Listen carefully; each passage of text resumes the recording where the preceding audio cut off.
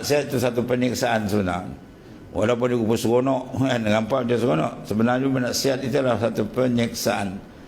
Begitu juga kehidupan rohani. Bila seorang tidak diberikan kehidupan rohani, dia hanya melayan bersangkar di perut dia, dan situ walaupun nampak dia wah hebat segi zahirnya dengan kemewahan jasmani, sebenarnya Tuhan tengah azab itu.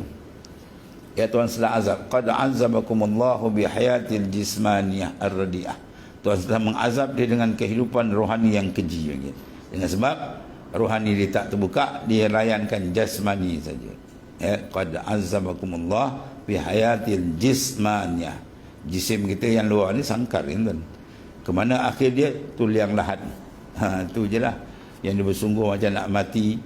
Sepanjang nyawa dia, sepanjang hayat dia Tuhan pinjamkan, dia tumpu nak jaga sangkar yang nak ditinggal, dibuang dalam liang lahat. Dan cerdik kan orang macam tu. Itu dia panggil ahmak, orang terlampau bodoh.